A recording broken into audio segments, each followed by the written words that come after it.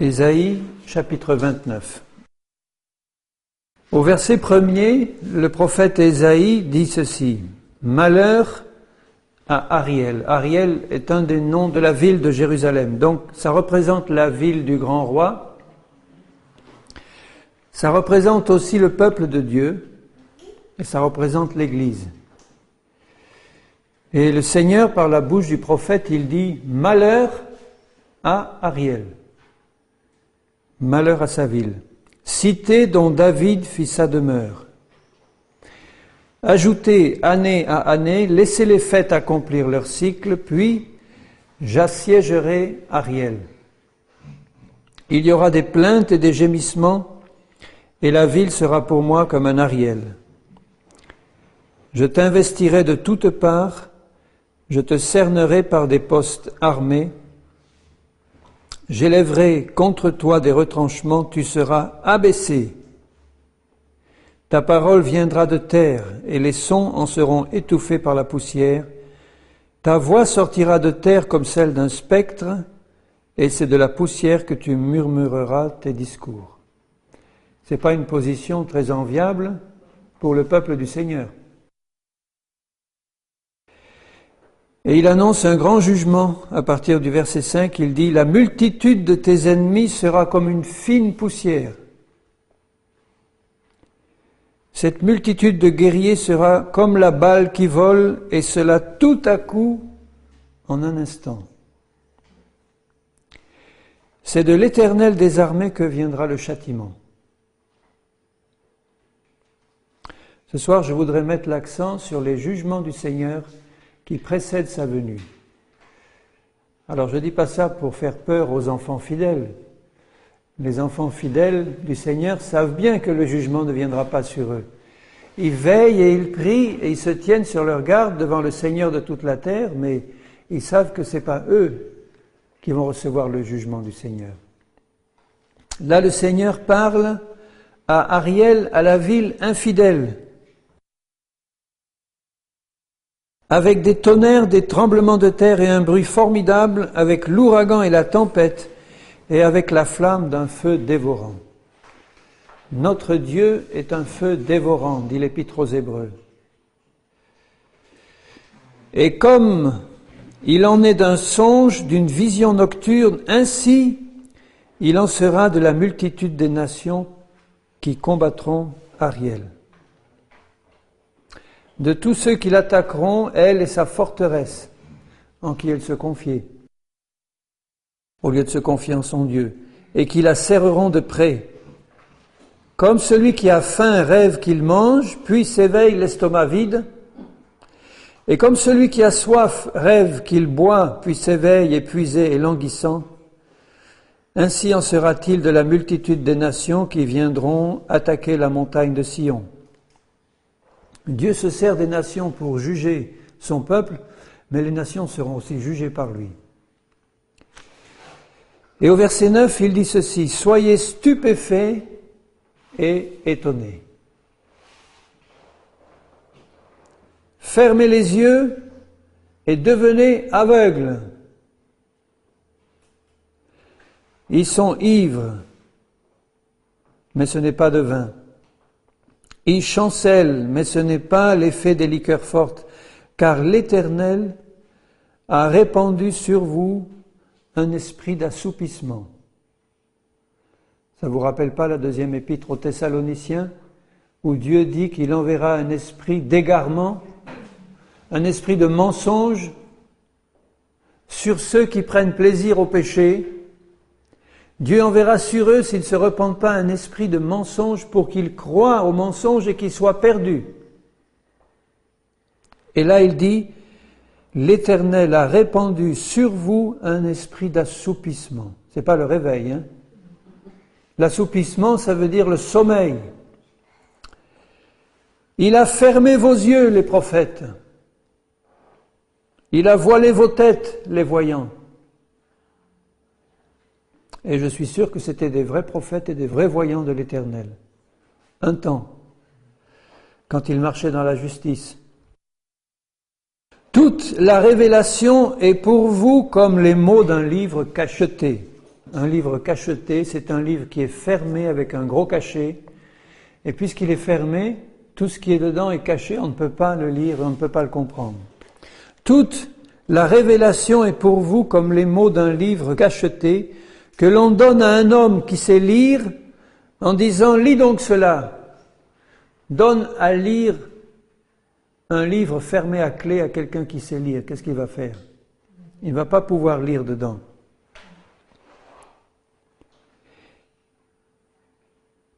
Et qui répond « Je ne le puis car il est cacheté ». Ou comme un livre que l'on donne à un homme qui ne sait pas lire, en disant « Lis donc cela ». Et qui répond « Je ne sais pas lire ». Dieu a fermé la révélation de sa parole.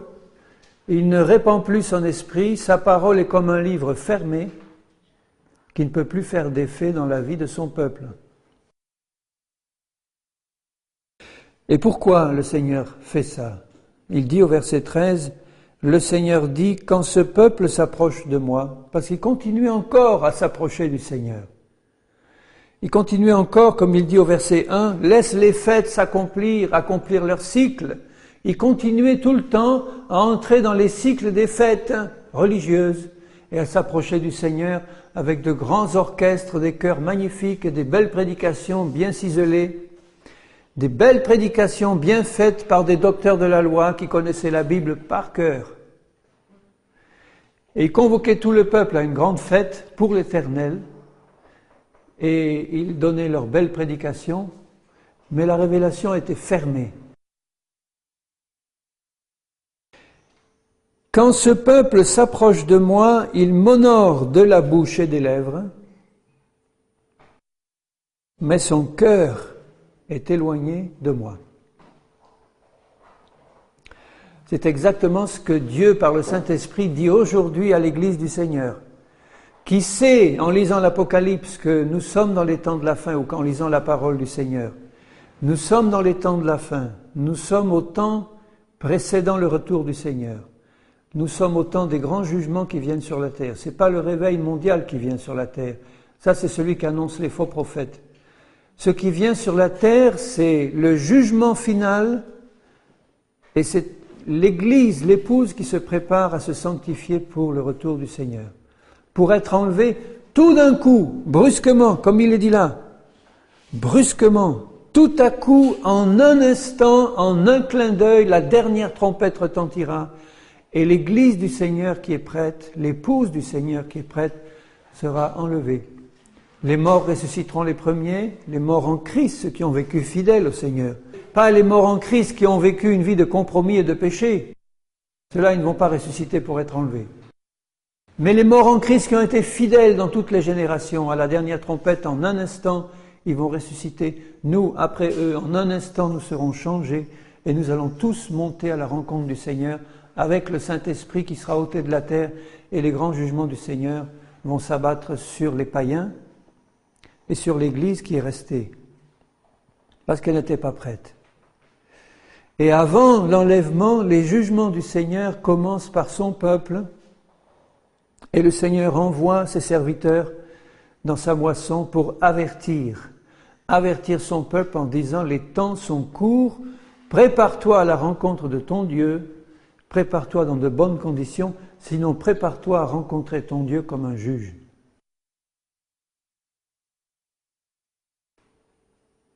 Et la crainte qu'il a de moi n'est qu'un précepte de tradition humaine. Ça décrit tout à fait l'Église visible de Jésus-Christ aujourd'hui. Quand ce peuple s'approche de moi, il m'honore de la bouche et des lèvres, mais son cœur est éloigné de moi. Donc ça montre qu'il n'aime pas le Seigneur, parce que si nous aimons le Seigneur, nous gardons sa parole et nous lui obéissons par amour, mais un amour entier, complet.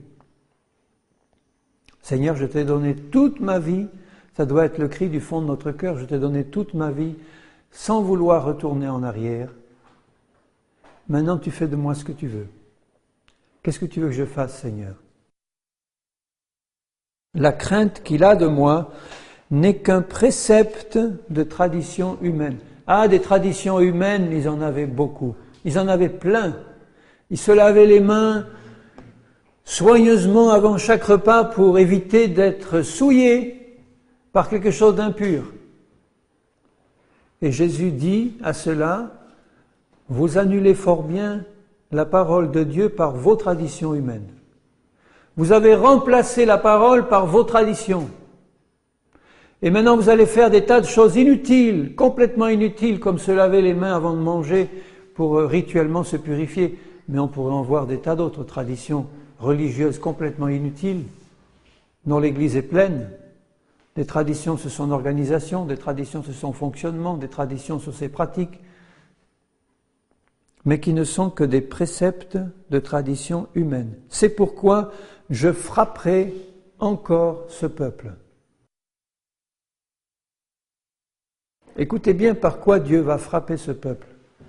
Je frapperai encore ce peuple par des prodiges et des miracles. Pourquoi ? Parce que ce peuple aura le cœur tellement éloigné de Dieu et il aura tellement résisté à l'appel du Seigneur pour revenir à lui qu'il va s'enfoncer dans la séduction, qu'il va s'enfoncer dans toutes sortes de choses qui sont des traditions humaines et qui sont des choses de Satan et du monde. Et il sera séduit par toutes sortes de prodiges et de miracles mensongers qui seront des jugements de Dieu. Je frapperai mon peuple par des prodiges et des miracles, mais ce ne seront pas des prodiges et des miracles pour guérir le peuple, mais pour l'entraîner dans l'erreur, dans la séduction, pour le faire périr. Et la sagesse de ces sages périra avec eux. La sagesse de ces sages. Voyez comment Dieu parle à son peuple. Il finit par dire, je frapperai ce peuple. Mon peuple. Il dit dans d'autres endroits, avec un cri du fond de son cœur, mon peuple, à qui j'ai tout donné. Mon peuple à qui j'ai donné ce que j'avais de plus cher, de plus précieux, la vie de mon fils.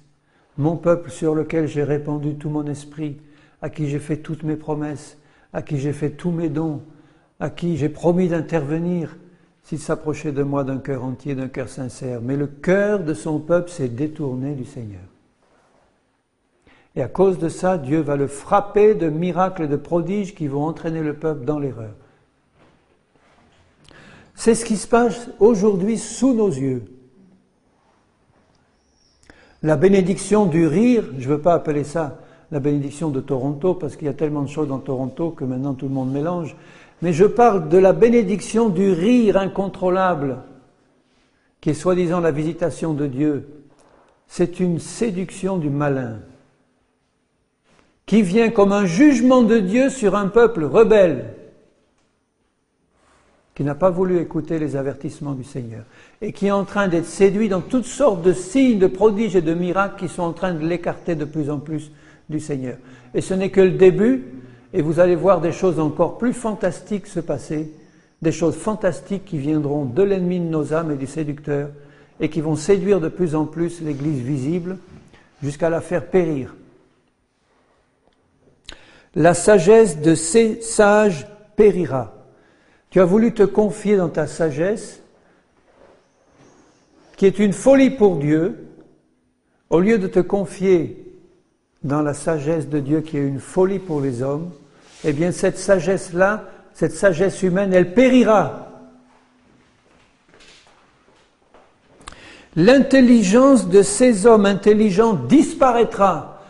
Tous les grands diplômés de théologie, tous les grands pasteurs qui n'ont que leur diplôme de psychologie, de psychiatrie chrétienne et de théologie, disparaîtront avec leur sagesse, s'ils se confient dans ces sciences-là, au lieu de se confier dans la simplicité de l'Évangile et de la parole du Seigneur, et de la prédication de la croix, et de la foi en Jésus-Christ et en sa parole. Rappelez-vous ce que l'apôtre Paul disait de ses diplômes, lui qui était docteur en théologie, disciple de Gamaliel, qui était capable sans doute de vous réciter des passages entiers par cœur de la parole, qui connaissait par cœur la parole du Seigneur, qui était un persécuteur de l'Église parce qu'il voulait soi-disant la ramener dans la vérité. Il dit à partir du moment où sa vie a été bouleversée par sa rencontre avec Jésus, tout ça je le considère comme de la boue. Et ce n'est pas avec des discours de la sagesse des hommes qu'il venait, ou qu'il s'approchait des peuples qu'il allait évangéliser. C'est dans une démonstration d'esprit et de puissance, dans la sagesse du Seigneur. Malheur, verset 15, à ceux qui cachent leurs desseins pour les dérober à l'Éternel. Qu'est-ce qu'on peut voler à Dieu? Ça veut dire malheur à ceux qui ont leur petite combine dans le fond de leur cœur et qui pensent que Dieu ne voit pas et qui sont en train de mettre en place leur propre système humain, leur propre organisation de l'Église, leur propre façon de fonctionner, sans faire aucun cas du modèle de la parole du Seigneur. Et ils sont en train de concevoir dans leur cœur leurs propres desseins en essayant de les voler à Dieu, c'est-à-dire de faire croire aux hommes que ça vient du Seigneur, alors que ça vient de leur propre cœur. Et en pensant que Dieu ne regarde pas ce qui se passe. Qui font leurs œuvres dans les ténèbres et qui disent « Qui nous voit et qui nous connaît ?» Le responsable qui met la main dans la caisse en pensant que personne ne le voit. Le chrétien qui va commettre en douce son péché d'adultère en pensant que personne ne le voit. Tout autre péché, n'importe lequel, qui va mentir comme Ananias et Saphira en pensant que personne ne le voit. Ce n'est pas à des hommes, dit Pierre, que tu as menti, c'est au Saint-Esprit. Parce que tu as voulu cacher quelque chose en faisant croire au monde et à tes frères que c'était la vérité. Est-ce que Dieu ne le voit pas ? Tu peux essayer de paraître devant les hommes, mais Dieu voit au cœur, il voit exactement ce qui se passe. Et si tu essayes de cacher le péché, il viendra un jour où ce péché sera manifesté à la lumière pour ta honte. Là, je parle à personne en particulier d'entre vous. Quand je fais cette parole avec un « tu », je m'adresse à celui qui est concerné. Et au verset 16, le Seigneur leur parle en disant « Quelle perversité est la vôtre !» Vous savez ce que c'est la perversité? C'est un cœur tordu. Quelle perversité est la tienne! Tu as le cœur tellement tordu que tous tes petits desseins humains, toutes tes petites combines humaines et tes traditions humaines, tu penses que le Seigneur ne voit pas ces choses et qu'il n'en tirera pas jugement. Le potier doit-il être considéré comme de l'argile pour que l'ouvrage dise de l'ouvrier, il ne m'a point fait, et que le vase dise au potier, il n'a point d'intelligence? Nous sommes des vases. Le Seigneur est le potier. Est-ce que le vase va oser dire au potier, mais tu sais pas ce que tu fais, toi? Vous voyez la rébellion qui est derrière ces paroles? Et à la fin de ce chapitre, il annonce une restauration et un rétablissement. Mais chaque fois qu'il y a restauration et rétablissement, c'est quand on a entendu la voix du Seigneur dire « Reviens !» Reviens à celui qui t'a fait et qui t'attend. Laisse tomber tout ce que toi tu as mis en place avec ta sagesse et ton intelligence, et tout ce que tu essayes de faire par toi-même. Laisse tomber tout ça aux pieds du Seigneur. Ferme ta bouche, ouvre ton cœur et écoute ce que le Seigneur va te dire.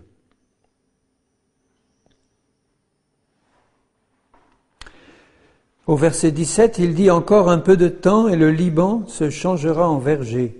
Le verger sera considéré comme une forêt. En ce jour-là, les sourds entendront les paroles du livre. »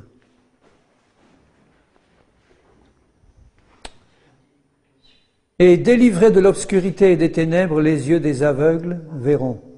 Les malheureux se réjouiront de plus en plus en l'Éternel, et les pauvres feront du Saint d'Israël le sujet de leur allégresse.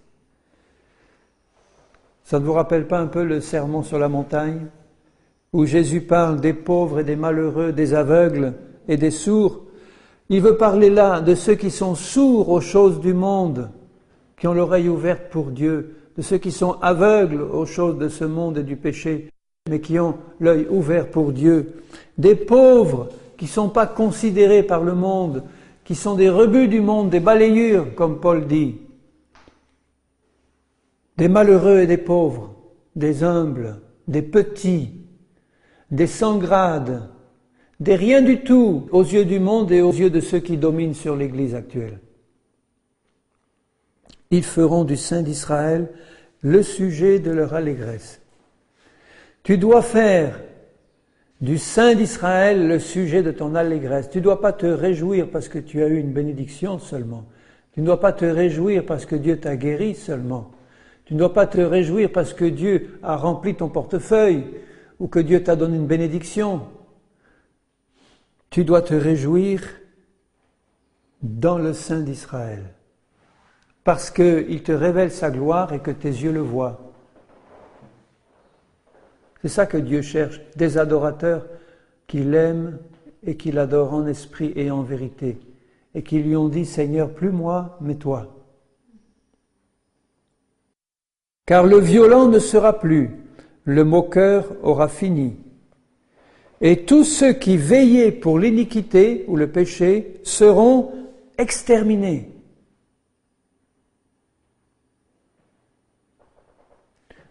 Bien-aimés, on est au temps du tri maintenant. Ceux qui s'attachent au péché seront exterminés.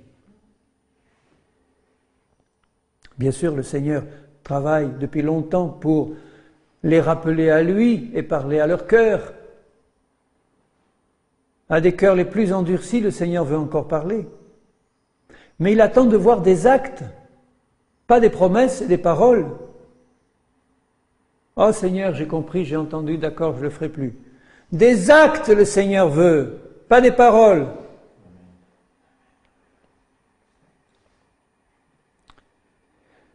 Ceux qui veillaient pour l'iniquité seront exterminés. Ceux qui condamnaient les autres en justice tendaient des pièges à qui défendait sa cause à sa porte et violaient par la fraude les droits de l'innocent.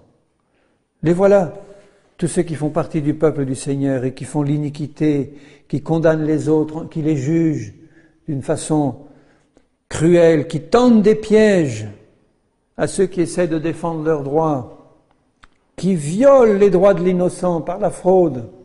On voit tout ça dans le peuple du Seigneur aujourd'hui. Ils seront exterminés.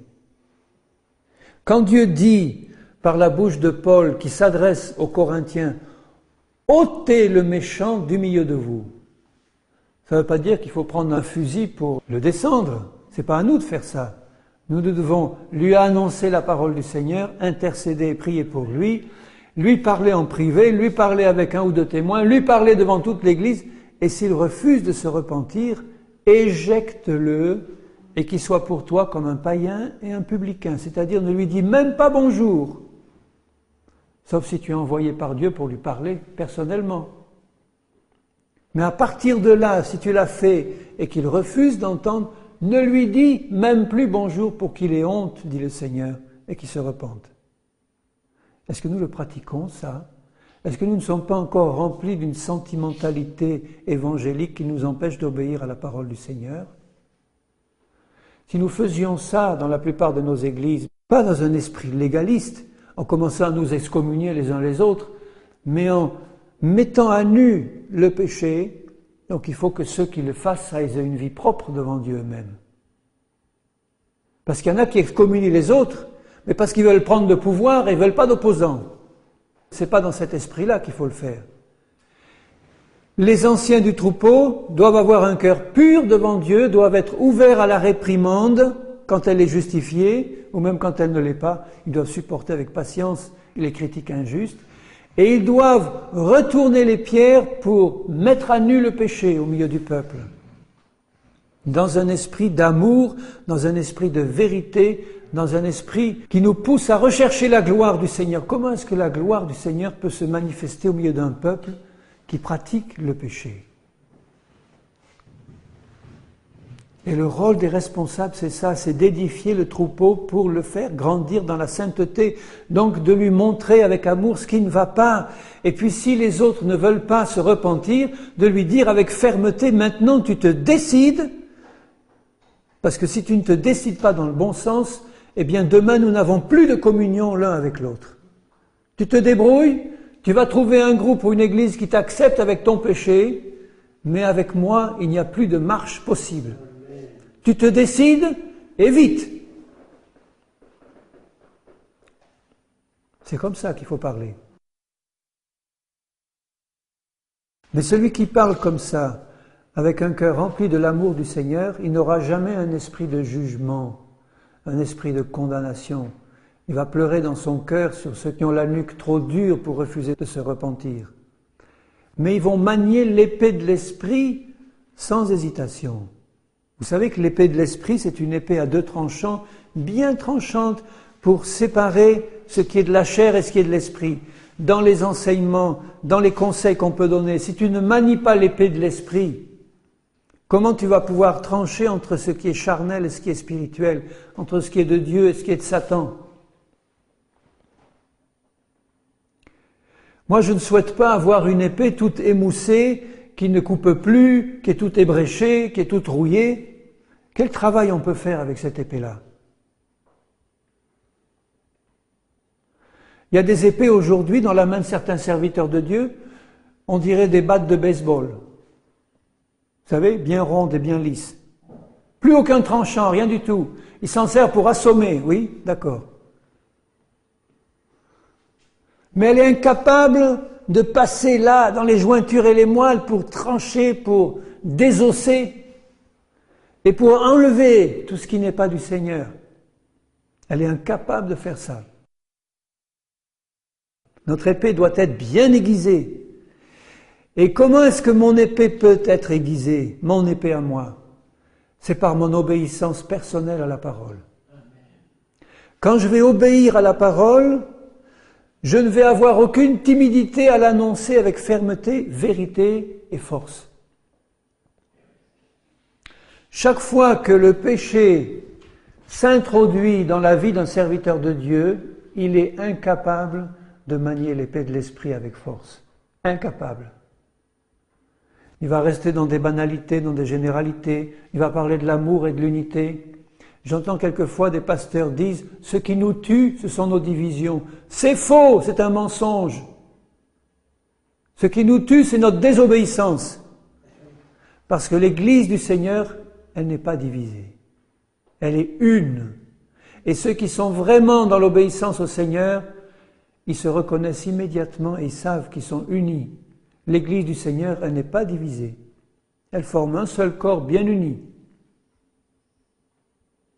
Et ceux qui appartiennent à cette Église-là, invisible, universelle, ils le savent.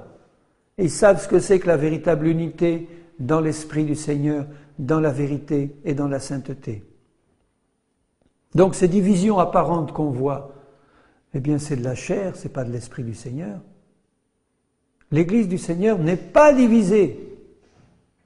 Et en plus, l'Église du Seigneur est prête à sa venue. Déjà maintenant, elle est prête. Partout dans la terre entière, l'épouse du Seigneur, elle est prête. Le son de la trompette peut retentir dans la seconde qui suit ma parole, l'Église du Seigneur est prête. Est-ce que c'est le cas pour toi? Est-ce que dans la seconde qui suit, si la trompette retentit, tu sais dans ton cœur que tu pars? Tu as tout mis en règle, tu as tout confessé au Seigneur, tu as tout restitué ce que tu avais volé, tu as tout réparé envers tous ceux à qui tu as fait du mal, tu as pardonné à tous ceux qui t'ont blessé de tout ton cœur, tu as rien. Si ce n'est pas le cas, fais-le vite maintenant. Avant même d'entendre la fin de ce message, dans le fond de ton cœur, fais-le. Dis Seigneur, lave-moi. Lave-moi avec ton sang. Montre-moi tout ce que j'ai encore à faire. Mais je suis prêt à t'obéir, Seigneur. Je suis prêt. Parle, ton serviteur écoute, ta servante écoute. Verset 22, c'est pourquoi ainsi parle l'Éternel à la maison de Jacob, lui qui a racheté Abraham. Maintenant Jacob ne rougira plus, maintenant son visage ne pâlira plus, car lorsque ses enfants verront au milieu d'eux l'œuvre de mes mains, c'est le Seigneur qui parle, ils sanctifieront mon nom. Et ils craindront le Dieu d'Israël. Ceux dont l'esprit s'égarait acquerront de l'intelligence, et ceux qui murmuraient recevront instruction. Pourquoi ? Parce qu'ils se sont soumis au Seigneur.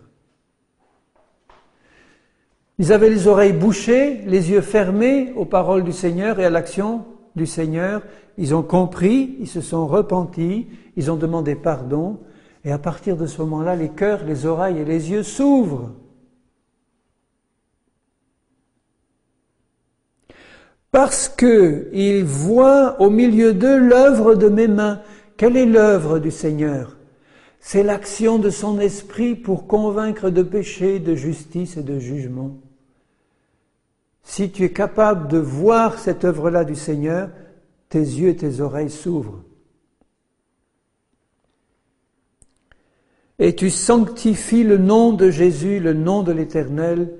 Comment est-ce qu'on peut sanctifier le nom de l'Éternel ? En marchant dans l'obéissance, dans la sanctification, en marchant dans un esprit réel de repentance réelle qui porte du fruit selon la repentance, des fruits dignes de la repentance. Et les esprits qui s'égaraient recevront gratuitement l'intelligence du Seigneur. Et je lis juste le début du chapitre 30, puisqu'après ces promesses de restauration, Dieu parle toujours pour essayer d'en arracher aux flammes de l'enfer ou au jugement qui arrive. Toujours il va parler jusqu'au dernier moment. Donc les rebelles n'auront vraiment aucune excuse. Ils sauront que c'est leur faute et pas celle de Dieu. Malheur, dit l'Éternel, aux enfants rebelles qui prennent des résolutions sans moi et qui font des alliances sans ma volonté pour accumuler péché sur péché. Et au verset 9, il dit « Car c'est un peuple rebelle, des enfants menteurs, des enfants qui ne veulent pas écouter la loi de l'Éternel, qui disent aux voyants, ne voyez pas, et aux prophètes, ne nous prophétisez pas des vérités, dites-nous des choses flatteuses. » Ah, ça c'est bien. Quand vous vous mettez sur une estrade, devant une église de 5, 600, 200, 300 personnes, et que vous commencez à prophétiser au nom de l'Éternel en disant « Vous êtes des enfants de Dieu merveilleux !» Oh, les belles brebis du Seigneur, je ne vois pas d'iniquité en Jacob. Alors que l'Église est pleine de péchés, vous leur dites des choses flatteuses. Ah, on aime entendre ça. Mais le jour où il y a un appel sérieux à la repentance, on aime moins. Il y en a qui se bouchent les oreilles. Ne nous prophétisez pas des vérités. Dites-nous des choses flatteuses, prophétisez des chimères. Des chimères. Dieu aime tellement son Église qu'il va envoyer un grand réveil mondial sur une Église rebelle. Si mon peuple sur qui mon nom est invoqué s'humilie, prie, cherche ma face, et se détourne de ses mauvaises voies, alors le Seigneur dit, je l'exaucerai des cieux, je guérirai son pays, et j'effacerai son péché. Mais est-ce que les conditions sont remplies maintenant ? Les conditions ne sont pas remplies.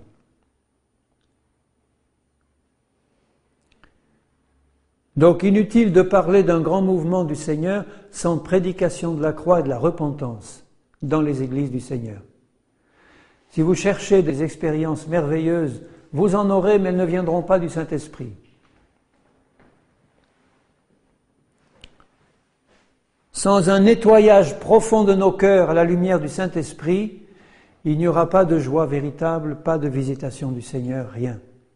Et Jésus a dit, dans les derniers temps, l'amour du plus grand nombre se refroidira à cause de l'iniquité qui grandira. Jésus a dit, quand je reviendrai, trouverai-je la foi sur la terre? C'est Jésus qui l'a dit, c'est pas moi, hein?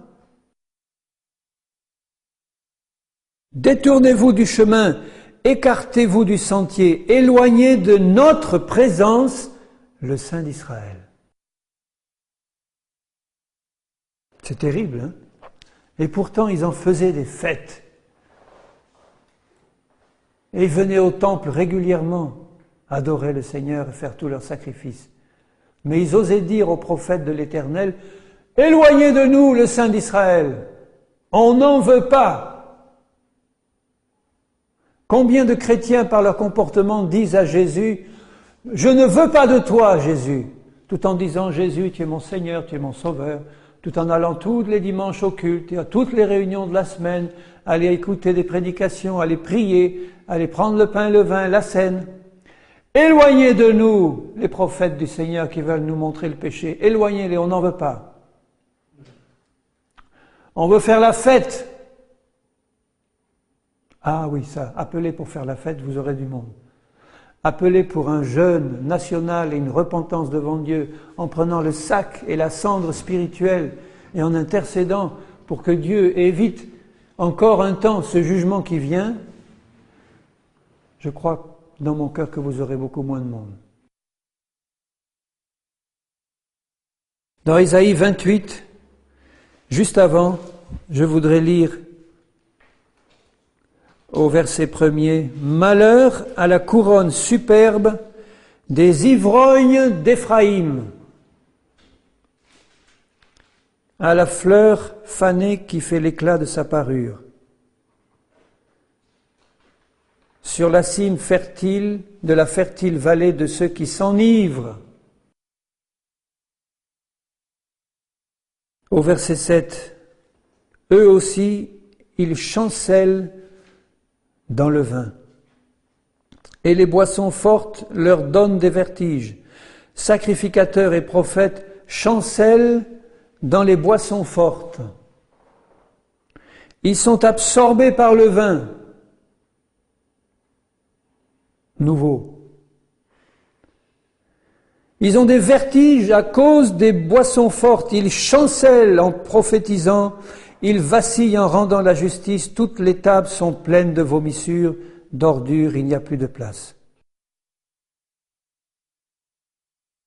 Et au verset 12, à la fin du verset 12, le Seigneur dit, « Mais ils n'ont point voulu écouter. Et pour eux, la parole de l'Éternel sera précepte sur précepte, précepte sur précepte, règle sur règle, règle sur elle, un peu ici, un peu là, afin qu'en marchant, ils tombent à la renverse et se brisent, afin qu'ils soient enlacés et pris. » La parole de Dieu devient un instrument de mort pour ceux qui résistent à l'Éternel. Comme Paul qui dira, « Nous sommes, nous, une odeur de mort pour ceux qui périssent parce qu'ils ne veulent pas entendre parler de l'Évangile. Mais nous sommes une odeur de vie pour le troupeau du Seigneur qui a la vie du Seigneur. » Pourquoi est-ce que nous sommes une odeur de mort? Parce que nous osons dire la parole du Seigneur avec vérité dans l'amour et que cette parole rencontre des cœurs durs et qu'elle provoque le jugement de Dieu. Règle sur règle, précepte sur précepte, afin qu'en marchant, c'est le but de Dieu, c'est qu'en marchant, il tombe à la renverse. Ça ne vous rappelle rien, ça non plus? Tomber à la renverse, ivre de vin, et se brise afin qu'il soit enlacé et pris. C'est clair quand même, hein? Regardez Ésaïe un peu plus haut, chapitre 6. Ésaïe était un homme qui pouvait se permettre de parler comme ça, parce qu'il n'avait plus aucune crainte de l'homme.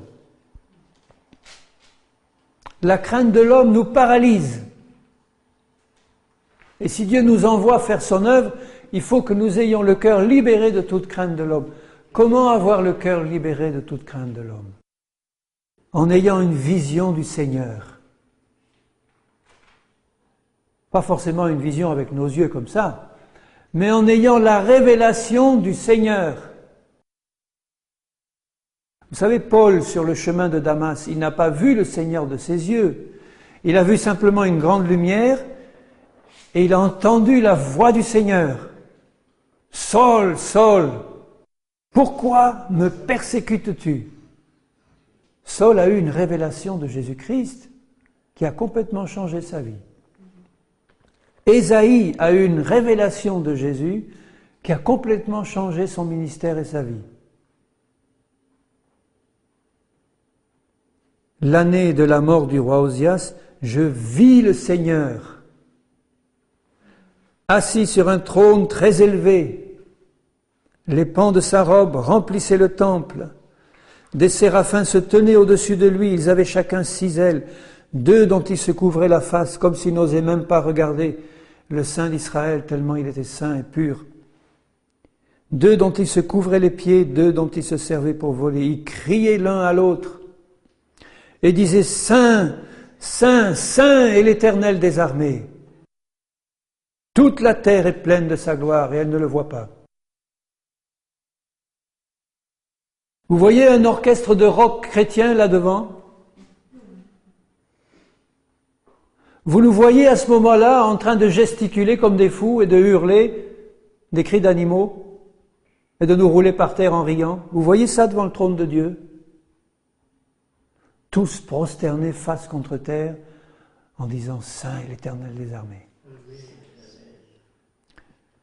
Ça ne veut pas dire que nous ne puissions pas avoir des moments joyeux avec Jésus, des moments d'allégresse et des moments de fraternité spirituelle où nous sommes vraiment dans la joie et où nous pourrons même danser avec lui. Je crois que dans l'esprit, c'est possible de le faire dans l'esprit. Mais là, quand Dieu se révèle dans sa sainteté, dans sa magnificence, dans sa gloire, comme il l'a fait devant Jean l'apôtre, comme il l'a fait devant Ézéchiel, comme il l'a fait devant Ésaïe, tous ces prophètes, au moment où Dieu se révèle dans sa gloire, ils n'ont envie que d'une chose, c'est se prosterner face contre terre, pas dos contre terre, mais face contre terre, pour chanter la gloire de Dieu et encore, en n'osant à peine ouvrir la bouche. Les portes furent ébranlées dans leur fondement par la voix qui retentissait, la maison se remplit de fumée. Alors je dis, malheur à moi, parce que je suis perdu, car je suis un homme dont les lèvres sont impures. J'habite au milieu d'un peuple dont les lèvres sont impures. Bien-aimés, nous habitons au milieu d'une église où le péché suinte par tous les pores. Je ne parle pas de l'épouse du Seigneur qui est sainte et qui se prépare. Je parle de l'église visible qui est répandue dans le monde et que tous les yeux voient et que le monde regarde et que Satan connaît bien. Mais quand il y a cette révélation personnelle de Jésus, un cœur qui l'aime, comme Ésaïe avait un cœur de prophète déjà, il avait déjà été appelé par Dieu, il avait commencé son ministère de prophète, mais il n'avait jamais vu Dieu face à face. Et quand Dieu se révèle à lui par pure miséricorde, qu'est-ce qu'il commence à voir après avoir vu la gloire de Dieu? Son propre péché, ses propres imperfections, tout en étant prophète qui annonçait la parole de Dieu. Et mes yeux ont vu le roi, l'Éternel des armées.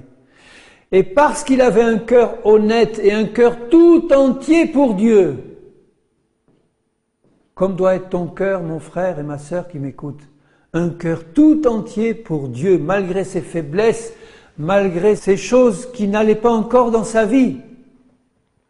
Il dit, mes lèvres sont impures, Seigneur. Elles sont même pas dignes d'annoncer ta parole. Et mes yeux ont vu le roi. Mais l'un des séraphins vola tenant à la main une pierre ardente qu'il avait prise sur l'autel avec des pincettes. Et il en toucha ma bouche. Le Seigneur va toucher ce qui est impur en toi si tu te tiens devant lui en réclamant sa révélation, en réclamant qu'il se révèle à toi par le Saint-Esprit. La première chose qu'il fera, c'est te montrer ce qui ne va pas, te montrer ton péché. Et la seconde chose, immédiatement après, c'est te montrer qu'en Jésus-Christ, il y a une purification pour toi. La pierre ardente, c'est Jésus. Et quand Jésus nous touche, et que nous sommes là devant le Seigneur en disant « Seigneur, j'ai mon cœur ouvert devant toi. Si tu te révèles, c'est pas pour me détruire, c'est parce que tu as vu mon cœur et tu as vu mon désir de t'obéir et tu veux me changer, tu veux me purifier. Non pas pour que je retourne aux vomissures que j'ai vomies, mais pour que je marche fidèle avec toi en comptant sur ta force. »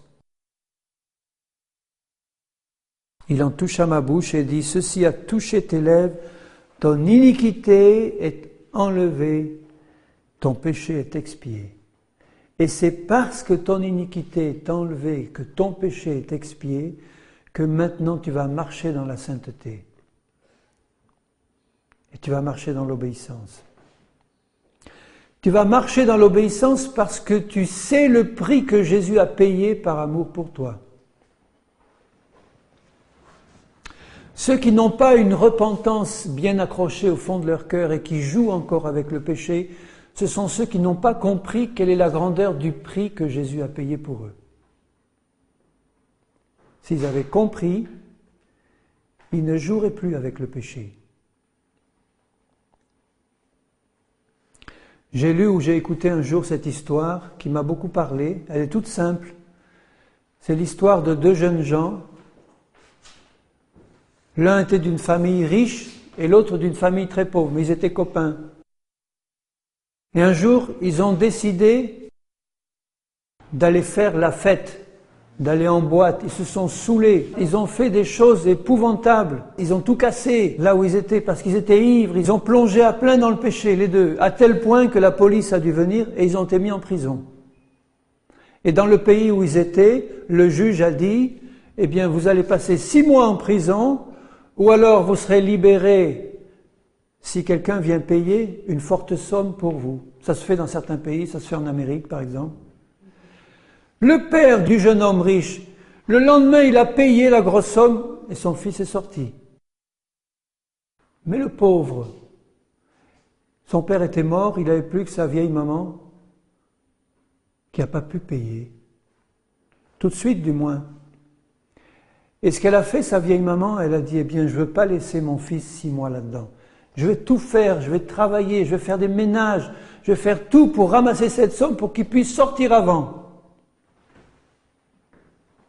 Et elle s'est usée au travail, et elle a, sou après sou, accumulé la somme. Elle a fait tout, elle a raclé tout, elle s'est fatiguée. C'était peut-être plus que 6 mois, enfin en tout cas elle a eu le temps de se fatiguer et de s'user. Elle a réuni la somme, elle a fait sortir son fils. Et quand quelque temps après, le jeune homme riche est venu inviter l'autre pour retourner faire la nouba, le jeune homme pauvre, il a dit « Non, je n'irai pas parce que je sais ce que ça a coûté à ma pauvre vieille maman pour me sortir de là. Toi, ça t'a rien coûté, ton père a tout payé comme ça. Et toi, tu ne sais pas ce que ma mère, elle a souffert pour me sortir de là. Elle y a été de sa vie.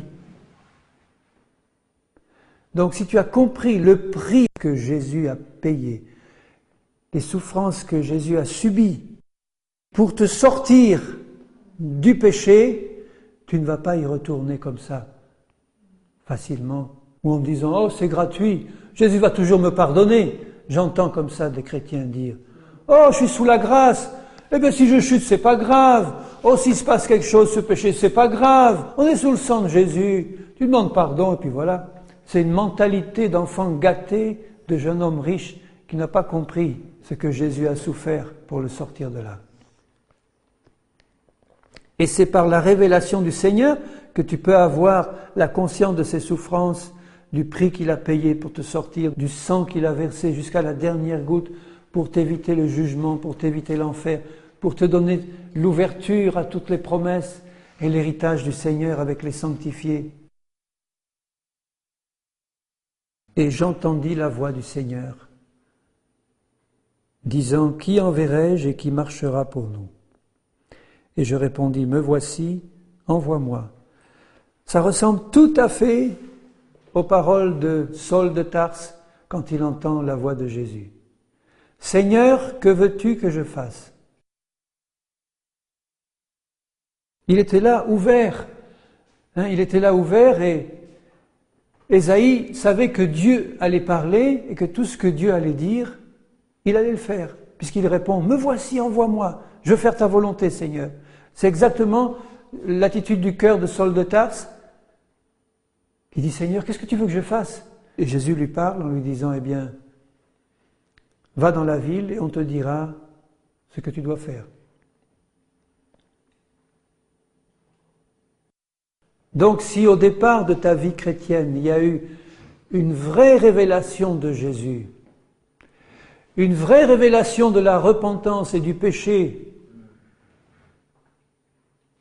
tu auras les oreilles ouvertes à la voix du Seigneur et tu auras vraiment un cœur obéissant à faire sa volonté. Sinon, ta conversion, c'est du vent religieux. Quand j'entends certains chrétiens traiter Jésus comme un pote, comme un copain à qui on tape le dos et puis on s'amuse avec lui et puis on va faire la fête avec lui, mais pas dans un sens spirituel profond, léger. Tu as été trouvé léger dans la balance, dit le Seigneur par la bouche de Daniel quand il parle au roi Belshazzar, que la main écrit, compter, peser, diviser. Compter, le nombre de tes jours est compté. Tu mourras cette nuit. Peser, tu as été pesé dans la balance et tu as été trouvé léger. Diviser, ton royaume te sera enlevé cette nuit même et il sera divisé. Alors, est-ce que nous avons le désir dans le cœur de vivre une vie vraiment à la gloire du Seigneur, d'être dans ses mains un instrument pour lui, sans crainte des hommes, sans crainte pour notre image personnelle au niveau des hommes, sans crainte vis-à-vis du monde, sans crainte vis-à-vis de Satan, mais uniquement la crainte du Seigneur dans le cœur. Est-ce que nous avons ce désir-là, au fond du cœur? Est-ce que nous en avons assez de tourner en rond dans le désert, en attendant que Jésus arrive et en chantant des cantiques? Ce n'est pas le cas de tous ceux qui écoutent. Là, je parle à ceux qui sont fixés dans leur position spirituelle et dans leur tradition humaine et dans leur pratique religieuse et qui n'ont pas de vraie révélation du Seigneur et de sa parole, qui ne sont pas donc entre les mains du Seigneur un instrument utile et efficace, qui sont des bons religieux, qui sont une abomination aux yeux du Seigneur. Que le Seigneur aime, comme il aimait les pharisiens. Et le message que Dieu donne à Ésaïe, là, c'est un message de jugement. Puisque Dieu dit au verset 9, « Va et dis à ce peuple, vous entendrez, vous ne comprendrez pas. Vous verrez, vous ne saisirez pas, rends insensible le cœur de ce peuple, endurcis ses oreilles, bouche-lui les yeux pour qu'il ne voie pas de ses yeux, n'entende pas de ses oreilles et ne comprenne pas de son cœur. » Quel message pour un prophète, vous vous rendez compte? Un prophète envoyé par Dieu pour boucher les oreilles de son peuple, pour lui fermer les yeux, pour qu'il n'entende pas, qu'il ne comprenne pas, et qu'il ne soit pas guéri, qu'il ne se convertisse pas et qu'il soit détruit. C'est exactement ce que Dieu donne à Jérémie le prophète. Quand il lui dit au début de son ministère, « Va, ne crains rien, ne crains personne. Si tu les crains, c'est moi qui te ferai trembler. Arrache, détruis, abat. Et puis, plante et rebâtis. » Si nous voulons avoir un ministère efficace entre les mains de Dieu, nous devons être nous-mêmes un champ bien nettoyé. Et la première chose que le Seigneur nous demandera de faire, c'est arrache, détruis. Fais tomber tout ce qui n'est pas du Seigneur. Détruis les forteresses qui ont été bâties par les hommes, par Satan et par le monde, au milieu du temple de l'Éternel. Abats tout ça, arrache-les. Enlève les appuis sur lesquels les hommes s'appuient et qui ne viennent pas du Seigneur. S'il y en a un qui s'appuie sur une béquille et que tu lui arraches sa béquille, qu'est-ce qui se passe? Il tombe. Mais c'est voulu par Dieu. Dieu ne veut plus qu'on s'appuie sur des béquilles. Et il envoie des prophètes pour arracher toutes les béquilles. Maintenant, où tu tombes, où tu t'appuies sur le Seigneur et tu restes debout maintenant. Et le pauvre Ésaïe qui dit, mais jusqu'à quand, Seigneur? Jusqu'à quand tu vas m'envoyer prêcher ce message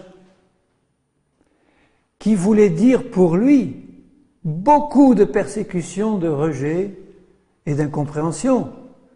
Parce que être envoyé par Dieu, rempli de l'Esprit du Seigneur, vers un peuple rebelle en lui disant « Attention, Dieu vous prévient, le jugement arrive, sortez de vos mauvaises voies, ça suffit comme ça ».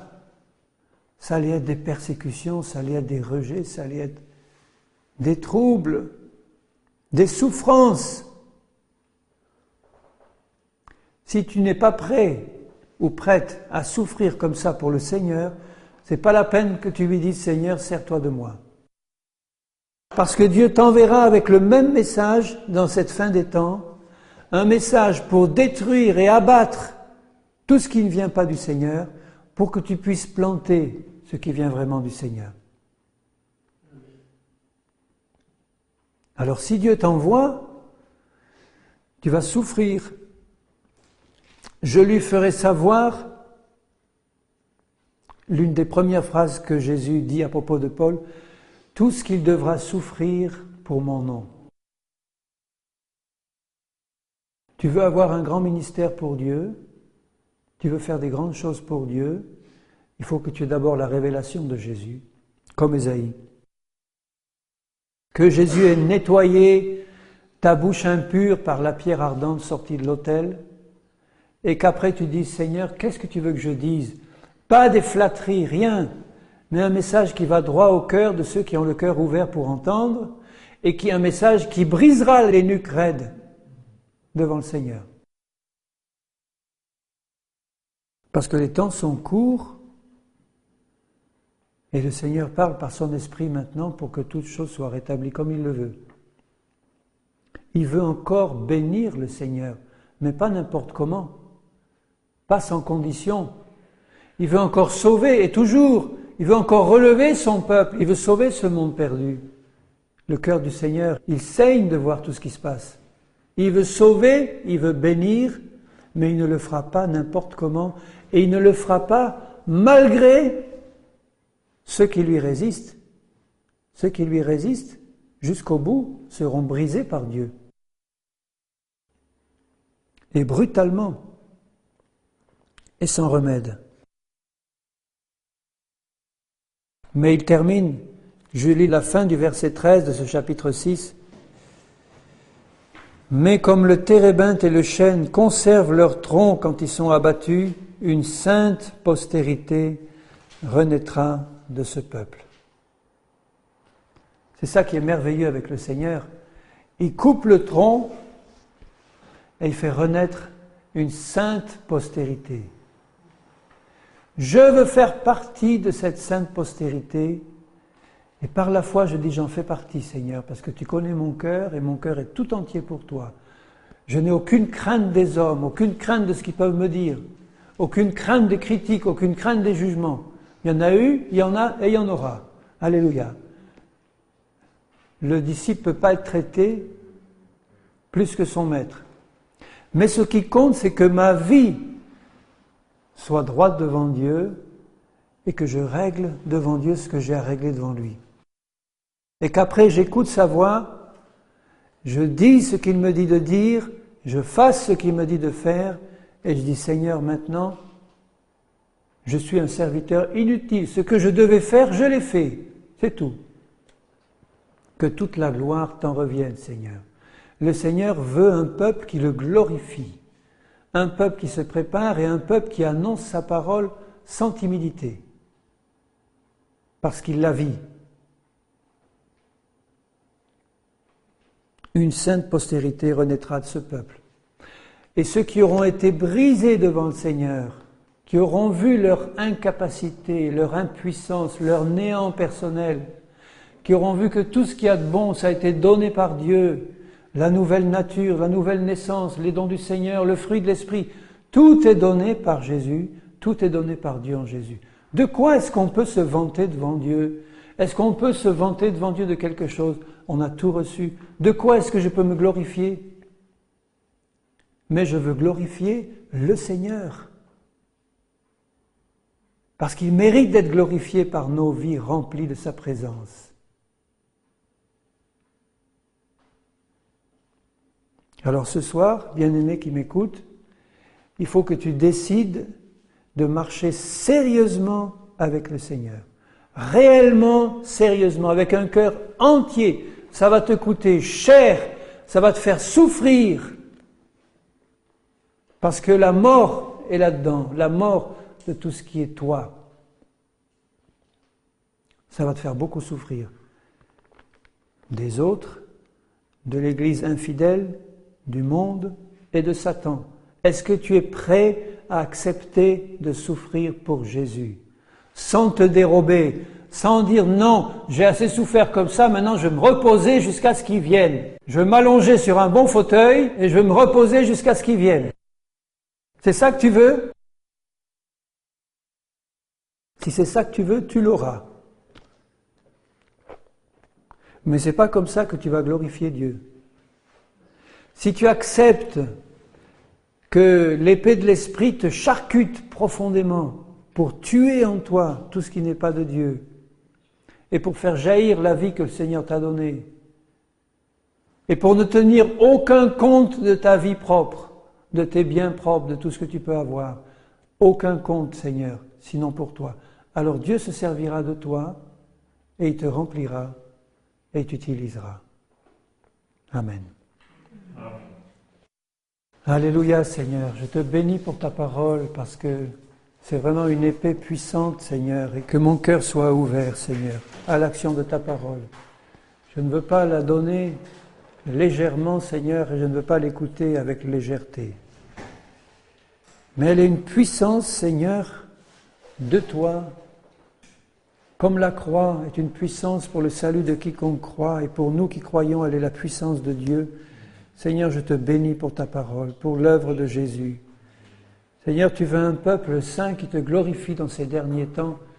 Seigneur, que tous ceux qui ont l'oreille ouverte puissent recevoir cette parole et changer vraiment leur vie devant toi.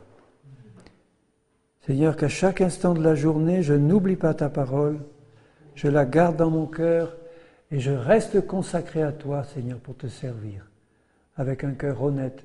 Et je te remercie pour le travail que tu fais dans mon cœur, dans le cœur de tous ceux qui ont vraiment le désir de t'aimer, de te servir, de t'adorer, de te louer, de te glorifier de tout leur cœur. Seigneur, au nom de Jésus, mon Père, fais ton œuvre.